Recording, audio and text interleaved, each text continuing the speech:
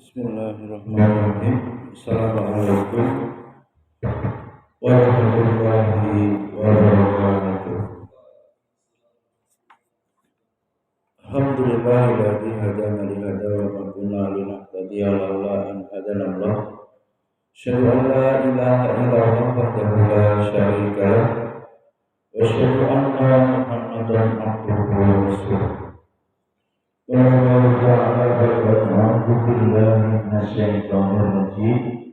Bismillahirrahmanirrahim. Ya ayyuhalladzina amanu taqullaha haqqa tuqatih wa la tamutunna illa wa antum muslimun. Rasulullah sallallahu alaihi wasallam taqillaha summa kunta wa atbi sayyi'ata hasanatan tamhuha khawfin masabihin hasanah.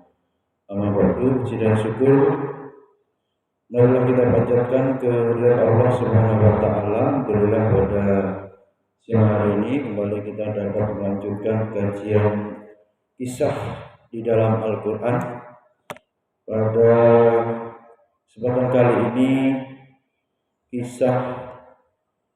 kita kaji kisah Nabi Adam dan istrinya di dalam surga. Salam dan salam terus tercurahkan kepada uswah kita Nabi Muhammad sallallahu alaihi wasallam, para keluarga, sahabat, tabi'in, dan kita semua umatnya yang istiqomah mengikuti jalan beliau hingga yaumil qiyamah. Hadirin rahimakumullah, setelah Allah Subhanahu wa taala mengusir iblis dari surga, disebutkan apa? Iblis itu congkak, sombong, merasa diri lebih baik daripada Nabi Adam alaihissalam. Maka Allah menghukumi iblis kafir, aba wastakbara wa kana minal kafirin. Kemudian Allah mengusir iblis supaya keluar dari surga. Allah Subhanahu wa taala juga menceritakan di sini Adam dan istrinya ini sebelumnya dalam keadaan bersama-sama tinggal di surga, Dia membolehkan keduanya, yakni Nabi Adam dan istrinya Hawa, untuk makan apa saja. Pada asalnya di surga dibolehkan makan apa saja, kecuali satu pohon yang dilarang. Kita tahu bersama larangan memakan buah khuldi. Terdapati di dalam surat Al-A'raf, ayat 35, Allah berfirman, dan kami berfirman, wahai anak Adam, tinggallah engkau dan istrimu di dalam surga.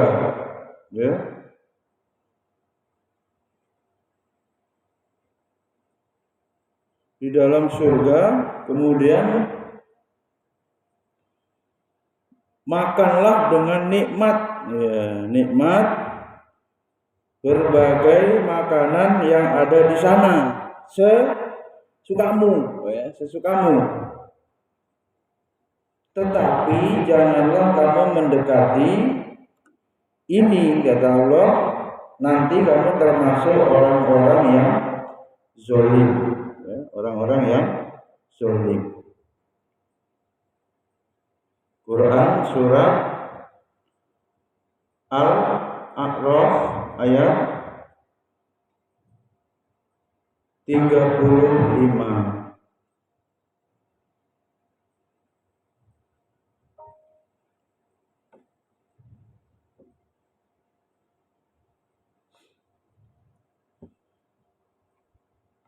Ya bani Adam, imma ya'tiyannakum rusulan minkum yaqussuna alaikum ayati famanittaqa wa aslaha fala khaufun alaihim walahum yahzanun. Hai anak Adam, jika datang kepadamu rasul-rasul dari kamu yang menceritakan kepadamu ayat-ayatku, maka barang siapa yang bertakwa dan mengadakan perbaikan, tidaklah ada kekhawatiran terhadap mereka dan tidak pula mereka bersedih hati. Jadi kalau bersedih itu tidak termasuk ya dari orang yang bertakwa. Orang bertakwa itu pada asalnya tidak sedih ya. Jadi dia terus senantiasa bahagia, gembira, rukun ya, menerima takdir Allah dengan ikhlas, bahkan ridho ya.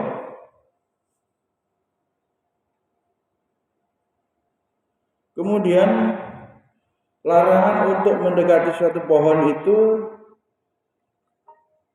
tentu lebih keras daripada larangan melakukan atau memakannya di sini. Hal ini berarti keharusan bukan hanya makan ya, menjauhi, berarti apa, sampai pada tingkatan subhat. Apa-apa yang subhat menggiurkan hati itu sudah dijauhi ya. Barang siapa jatuh ke dalam subhat, berarti ia akan jatuh ke dalam hal yang haram, sebagaimana penggembala yang menggembala di sekitar daerah terlarang, maka hampir dipastikan ya ia jatuh ke dalamnya. Maknanya apa? Di sini bisa diambil pelajaran. Ya tentu setan tidak langsung menyuruh melakukan maksiat secara terang-terangan, tapi dia pelan-pelan dengan berteman dengan orang-orang yang buruk, diibaratkan jangan kamu masuklah ke dalam jurang gitu. Ya tentu orang tidak akan mau ya disuruh masuk ke dalam jurang. Tapi pelan-pelan disuruh bermain ya di sekitar tepi-tepi itu, maknanya subhat-subhat tadi didekati, ya orang secara tidak langsung ya tidak sadar dia mendekati jurang yang akhirnya bisa masuk ke dalam jurang.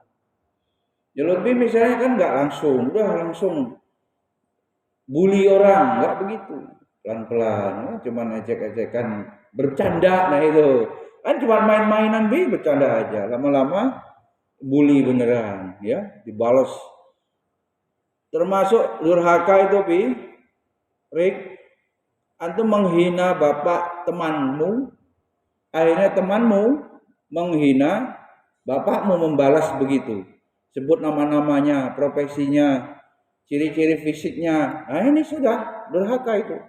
Gara-gara kamu ngolok-ngolok bully bapak temanmu, kemudian temanmu membalas, akhirnya orang tuamu terendahkan, dan itu sebab anak-anaknya yang menghina tadi. Jadi tipu daya ini dekati pohon saja, belum makan ya, cuma dekati saja sudah dilarang. Berarti di ayat yang lain juga ada larangan apa? Larangan zina. Gimana Bidiki? Wala taqrabu zina. Jadi kaidahnya deket-deketi saja sudah tidak boleh, melalui dengan apa? Chat zaman sekarang ya. Dengan pandangan, melihat foto-foto, melihat apa? Gambar-gambar aurat, ya kan? Orang mengumbar aurat itu sudah termasuk. Tentu di dalamnya zina dilarang, mendekatinya sudah dilarang, apalagi zinanya. Mendekati pohon kulbi ini sudah dilarang, apalagi sampai memakan buahnya. Seperti itu, agama lebih banyak preventif ya. Pencegahan itu diutamakan sebagai bentuk tarbiyah sebelum sampai kepada kuratif pengobatan. Kalau sudah kecanduan game, kecanduan narkoba, kecanduan zina, sulit. Nah ini, jadi Bagaimana orang tua Birsdo sebagai guru? Sebelum dia terjerumus sudah dipondokkan, kan begitu. Sebelum dia kecanduan, santri ini sebelum berantem dicegah gitu. Ini potensi ini. Ini kalau ketemu ini bisa nakalin, zolimin ini. Nah, nanti bisa berantem. Nah, itu dicegah, bukan dibiarkan. Kemudian terjadi baru. Sudah bonyok santrinya baru. Waduh, gimana ini? Wah, gimana ini sulit ngobatin, mendamaikan, nah, panjang urusannya. Sebelum itu diawasi dengan benar. Nah, seperti ini kaidah ini ya, dari kisah Nabi Adam dan Hawa di surga ini. Diambil pelajaran bahwa apa yang Allah perintahkan mengandung kebaikan bagi hambanya, maslahat bagi hambanya, maka sebagai manusia ya jalankan sami'na wa ata'na, tidak banyak membantah, tidak banyak protes, paham nggak paham hikmahnya pasti ada untuk kemaslahatan manusia. Kemudian berikutnya dikisahkan masih dari kisah Nabi Adam ini, ada tipu daya setan terhadap Adam dan istrinya itu apa? Caranya gimana tuh? Modusnya. Ketika iblis melihat nikmat yang Allah berikan pada Adam, ya, dengan menyuruh malaikat untuk bersujud kepadanya, juga tinggalnya Adam beserta istrinya di dalam surga itu, maka timbul rasa iri, hasad. Ya, iri. Siapa yang iri? Iblis. Kepada siapa irinya? Kepada Nabi Adam dan Hawa. Ketika berada di dalam surga itu dengan kenikmatan, iblis iri. Akhirnya iblis berupaya membuat makar, ya, rencana jahat, membisik-bisiki, melancarkan serangan tipu daya agar apa yang dinikmati oleh keduanya berupa nikmat di surga itu dicabut nih. Ini orang iri nih. Ya, sampai pada keinginan apa yang dirasakan oleh Nabi Adam dihilangkan atau dicabut nikmatnya. Allah berfirman di dalam surat Al-A'raf lagi, ayat 17, ayat 19 Allah berfirman, A'udzubillahi minasyaitonirrajim. Wa ya Adam uskun anta wa zawjukal jannah wa kula min haitsu syi'tuma wa la taqraba hadhihi syajarata fatakuna minadz zalimin. Kemudian setan itu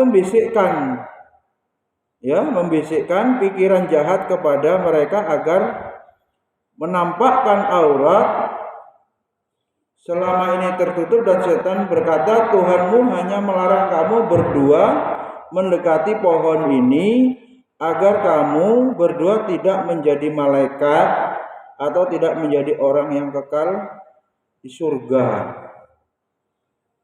Jadi tipu dayanya apa? Bisik-bisiki.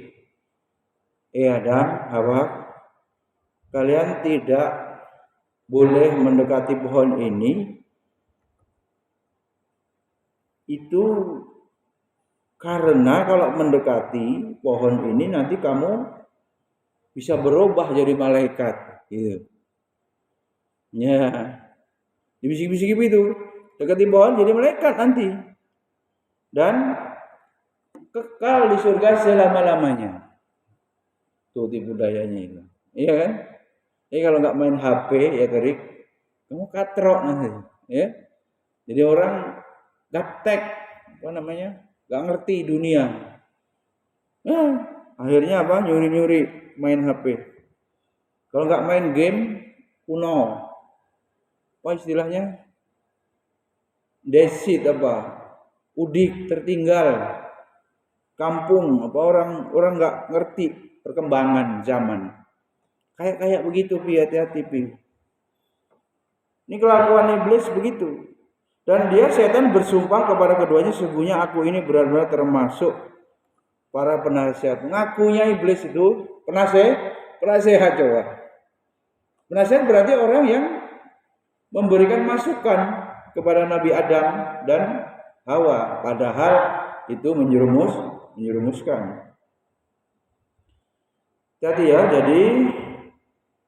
setan membisikkan pikiran jahat kepada mereka, yakni membisiki keduanya dengan suara pelan untuk membujuk keduanya memakan buah terlarang, untuk menambahkan kepada keduanya apa yang tertutup dari mereka, yaitu auratnya juga, yakni untuk menampakkan bagi keduanya aurat yang tak patut untuk disingkap padahal tadinya tertutup.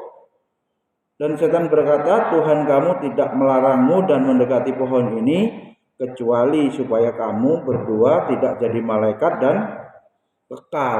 Wah, itu wanunya, nasihat yang menyesatkannya itu.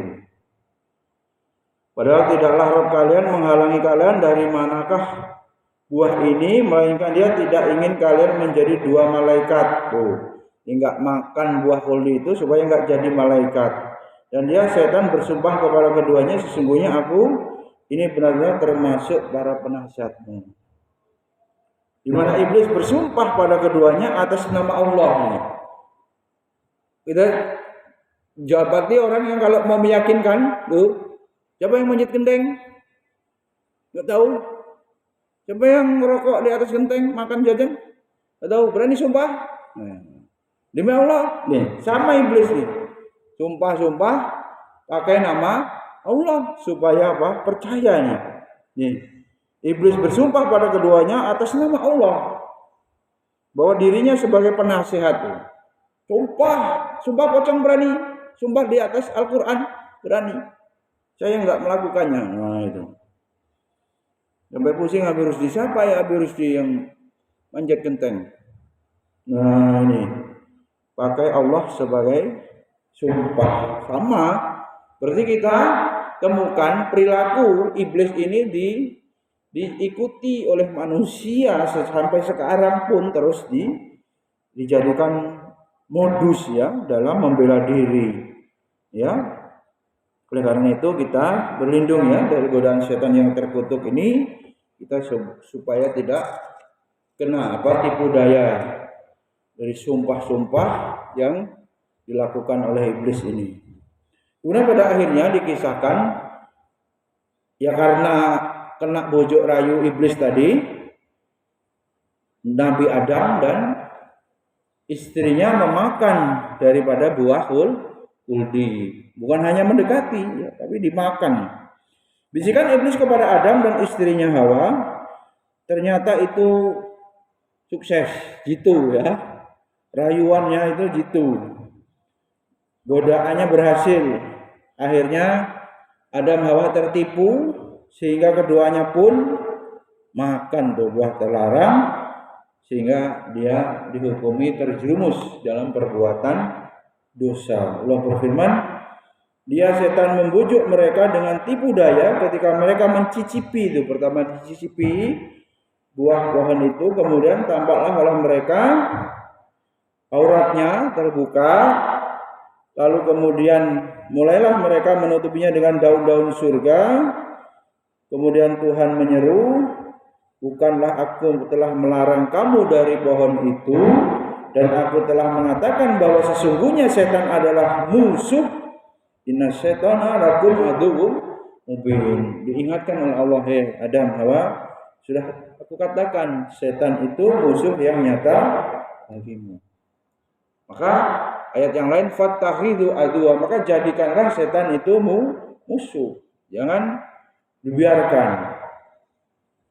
Kemudian iblis terus saja menipu keduanya dengan bujukan untuk memakan buah dari pohon tersebut, dan dia bersumpah bahwa ia melakukan itu semata-mata sebagai bentuk nasihat bagi keduanya. Sebagai bentuk nasihat bagi keduanya tuh. Alasannya itu nasihat.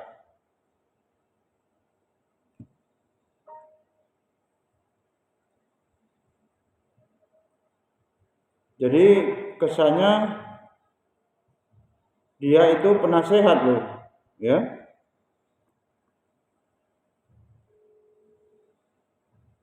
Sehingga terpedayalah keduanya dengan rayuan iblis dan akhirnya mereka memakan buah terlarang itu. Nah, kemudian penyebab Adam dan istrinya memakan buah pohon terlarang itu dikatakan oleh Ibnu Abbas, iblis menipu, ya, ditipu dengan disertai sumpah tadi, percaya, jadi sumpah palsu itu begitu. Jadi kuat apa argumennya, tapi itu bohong, ya. Sedang Adam mengira bahwa tidak seorang pun yang berani bersumpah. Dikiranya Adam itu nggak ada orang berani bersumpah atas nama Allah. Tuh, dianggapnya itu pasti benar gitu. Maka iblis menipu keduanya dengan bisik rayu, berbisa, dan sumpah. Itu menurut Ibnu Abbas tafsirnya itu. Jadi karena orang baik mungkin ya bidiki nggak mungkin akan dizolimi gitu ya. Sudah pakai nama Allah untuk bersumpah. Ternyata bohong, sumpah palsu. Kemudian Ibnu Hazm, seorang pakar fikih terkenal, beliau berkata sesungguhnya Adam memakan buah yang dilarang oleh Allah. Itu katanya lupa dengan firman Allah. Ya. Dan bermaksud baik karena mengira akan bertambah kehormatannya. Dianggapnya baik, sangka-sangka baik tuh kan, orang baik tuh pikirannya itu baik terus tuh. Jahati ya enggak nyadar nih. Adam tuh begitu tuh. Ya. Karena orang baik itu enggak pernah punya pikiran, wah ini orang ini kalau nanti zalimi, enggak kebayang, dia bayangannya husnuzon terus. Ini hati-hati nih, ya. Kejadian ini kalau memakan derajatnya tinggi. Jadi malaikat kekal abadi dalam keadaannya. Ya, maka hal itu mendorongnya keluar dari apa yang diperintahkan oleh Allah. Ini. Padahal yang wajib adalah melaksanakan perintah Allah sesuai dengan apa yang tampak zahirnya, akan tetapi Adam mentakwilnya dan menginginkan kebaikan dan ternyata ia keliru. Syekhul Islam Ibnu Taimiyah dan sekelompok ulama mutaakhirin berpendapat bahwa Adam alaihissalam tatkala mendapati setan membumbui itu ya, kata-kata sumpahnya itu dengan menyatakan diri sebagai penasehat dan meyakinkan perkataan dengan berbagai penguat, dimulai dengan sumpah atas nama Allah. Nih modelnya begitu ya, pakai Allah untuk sumpah. Dan Nabi Adam ini nggak mengira gitu ya bahwa seseorang kok ada yang berani bersumpah berdusta isi sumpahnya atas nama Allah. Nah, hati-hati ini. Ya, bahkan iblis menjamin sekiranya ia ada memakan buah itu tidak akan menyebabkan keluar dari surga. Nah, diyakinkan begitu. Adam kemudian melihat bahwa dengan memakan buah tersebut, meskipun terdapat mafsadah, dampak negatif, akan tetapi maslahatnya kekalnya lebih kuat. Itu pikirannya gitu. Ya, ada dampak tapi kekalnya lebih kuat. Bisa jadi juga timbul dalam dirinya saat memakan buah tersebut ada permintaan maaf atau taubat. Sebagaimana takwil ini juga terdapat pada setiap jiwa mukmin yang terjerumus ke dalam maksiat. Ya. Jadi kalau di analisis sebab utamanya kenapa Adam dan Hawa makan buah terlarang, itu diantaranya karena Adam punya sifat lupa. Ini lupa dari peringatan Allah. Allah sudah berpesan itu. Dan sungguh telah kami pesankan kepada Adam dahulu, tetapi dia lupa. Tuh. Diwasiati Allah, dipesankan Allah, tapi lupa. Dan kami tidak dapati kemauan yang kuat padanya. Lupa ini buat skripsi lupa. Ya, nggak lulus lah. Fatal gitu. lupa, ini bahaya ini, ya. Jadi tidak boleh